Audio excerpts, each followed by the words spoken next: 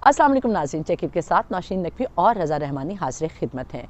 इमरान खान साहब और उनके हवारी आजकल ये मनवाने पर तुले हुए हैं कि खान साहब सियासत के वो बादशाह बनते जा रहे हैं जिनको अब शिकस्त नहीं दी जा सकती। माजी में खैर हमने ऐसा कोई बादशाह देखा ही नहीं जिसको शिकस्त ना दी जा सकी हो। खान साहब तो अभी एक टांग के साथ और एक टांग मेज़ पर रख कर ऐसे ऐसे फैसले करवा रहे हैं कि लगता है कि वाकई ही वो पाकिस्तान को एक टांग पर खड़े होकर चलाना चाहते हैं और उसके नतायज जो हैं वो तो यकीनन सामने आ ही रहे हैं। खान साहब ने एक बार फिर शोशा छोड़ा है कि शहबाज शरीफ साहब वज़ीर आज़म पाकिस्तान के तौर पर कौमी असम्बली से एतमाद का वोट लें, फिर क्या होगा। इस वक्त MQM पहले ही बिफर चुकी है। वो जो बिखरी हुई टुकड़ों में बटी हुई MQM थी वो फिर इकट्ठी हो चुकी है। फिर होंगी क्या कि कुछ जोड़ तोड़ होंगे।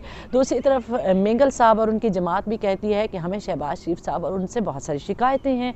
पीपल्स पार्टी एक बड़े इत्तेहादी के तौर पर शहबाज शरीफ साहब के साथ खड़ी है। मौलाना साहब भी दो चार बातें और मनवा लेंगे और इस तरह जो एक नई दुकान खुलेगी हॉर्स ट्रेडिंग की, यकीनी तौर पर हम उसका कहते हैं ना कि क्रेडिट वो भी खान साहब को ही देंगे। और फिर खान साहब, उनकी जमात, उनके हवारी, उनके मानने वाले, उनके मुरीदैन फिर एक बार जो रोना रोएंगे वो होगा हॉर्स ट्रेडिंग का। फिर कहा जाएगा कि जी जरदारी साहब सिंध से थैलों के थैले, बोरियों की बोरियां, बैग्स भर कर लाए हैं और ख़रीदारी की जा रही है। अच्छा, जरदारी साहब के बारे में तो जब भी ख़रीदारी की बात होती है, आप जैसा मुझ जैसा आदमी पैंट खरीद लेगा, कोट ख़रीद लेगा, कोई सूट ख़रीद लेगा, उनके बारे में तो जब बात की जाती है वो आदमी ख़रीदते हैं, इंसान ख़रीदते हैं, MNAs, MPs, सेनेटर्स ख़रीदते हैं और ये दावा किया जाता है उनके तमाम मुखालफिन की जानिब से। और फिर एक बार उनको ही ये क्रेडिट भी दिया जाता है कि वो फिर से मैदान में उतरें और अपने इत्तेहादियों को बचाने की कोशिश करें। पाकिस्तान में इस वक्त होगा क्या? पंजाब पहले ही टुकड़े समेटने में लगा हुआ है। KPK की असम्बली भी टूट जाती है, टूट सकती है या टूट जाएगी के सवालात उठ रहे हैं। सिंध में बल्दियाती इंतखाबात गले की हड्डी बन के खड़े हैं और पूरा पाकिस्तान इस इंतज़ार में है कि खान साहब की वो जो गुस्से वाली आदत है जिसमें मैं नहीं तो कुछ नहीं, मैं ना मानूं वाली बात है, वो कहाँ ठंडी होगी और पाकिस्तान की सियासत को, जमहूरियत को, मईशत को सांस लेने का मौका मिलेगा। खान साहब का ये कमाल है कि वो अपने दुश्मनों को कभी सांस नहीं लेने देते और सुख का सांस तो बिल्कुल भी नहीं लेने देते। और इस दफ़ा उन्होंने दुश्मनी लगाई है पाकिस्तानी अवाम, पाकिस्तान की मईशत, पाकिस्तान के रोज़गार और पाकिस्तान की सियासत और जमहूरियत के साथ। देखते हैं पाकिस्तान का क्या बनता है।